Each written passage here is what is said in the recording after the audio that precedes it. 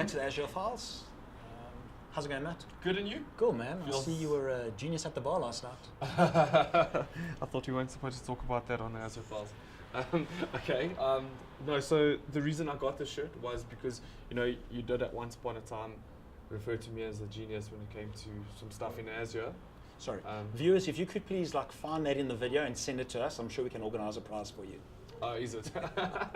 Okay, and what's going on there? Oh, I see there's a bit of Batman. That's it. And it looks like Batman ate an Angry Bird. So actually, no. So there was a GopherCon Okay. a couple of weeks ago, and this is one of the symbols that they use there. So it's the gopher, and since you're the genius and I'll be the Batman. How do you shine a light to attract like a gopher Batman? So anyway, let's get right to the question of the week. So Dion Instanger, he writes, guys, we've been dabbling with virtualization for a while, and we want to put our VMs into Azure to see what all the fuss is all about.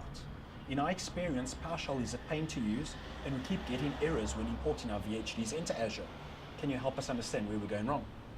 Well, first of all, we definitely can help. I think you can, because you've done a lot of these. I have. First of all, Dion, I think it's great that you want to move your VMs into Azure. I think that is the first step. That's a good step. I think you are on the right path. We love Azure. So, yeah. So with VHDs, yes, there's definitely a bit of complexity around it, especially if you are going to do it via PowerShell. If you are not an avid user of PowerShell, it may be something that is quite tricky to do.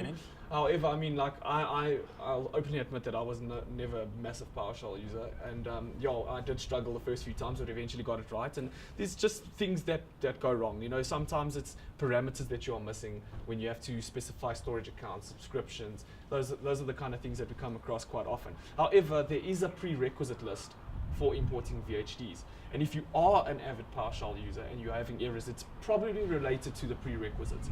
For example, you can't just upload a VHD. You've got to sysprep it. It has to be VHD. It can't be VHDX. And these are a few things that sometimes get skipped when we are importing VHDs into Azure. So these are the things that we sometimes just need to relook at. And from a prerequisite perspective, once I had that in place, converted to VHD, sysprep them properly, and once I've uploaded them into Azure, I see the upload goes quite smoothly. Then we sometimes, get errors with actually creating the VM, and that comes down to PowerShell once again. We've got to create the custom images for PowerShell, for the VM in PowerShell, and once we've created that, we can then boot up the machine in Azure. So there are a few ways to get around these things and do it. But what is particularly interesting is that over the last few months, we've seen that now the VHD upload has now been brought to the GUI. Okay. So it's been brought to the Azure portal, and now it's much more graphical. Once you're inside your Azure portal, you already have all your parameters filled in for you, and they are predefined with storage accounts and all the specifications that are needed. And once it's imported there, you can sort of work on it from there, directly into page blob storage. Cool. So it definitely has become easier with the GUI. Okay. So Dion, what I'm going to do for you, and please don't tell our marketing people this, is I'm actually going to create a blog post and actually have a checklist that you can go through and tick as you go through on, have I done this, have I checked this, have I done this, have I done that. After that, if you're still having an issue, I'll give you Matt's home phone number. And you're more than welcome to give him a call. Or just drop us a mail and let us walk you through that and help you out where we can help you out. Yeah, we definitely love assisting people with that kind of stuff because we've done the pain, we've done our time on that stuff, and we really do appreciate all these questions that keep coming in. So let us know if you are uploading even Linux virtual machines or Windows virtual machines. Let us help you, assist you in those lift and shifts. Essentially what we are doing for the last year and a half now, and take it from there. And if you're lucky enough, you can catch the genius at the bar, and he'll be able to talk through the whole thing again with you. Right, guys, so let's just go through the geeky fact of the week. So talking about GUI and Azure.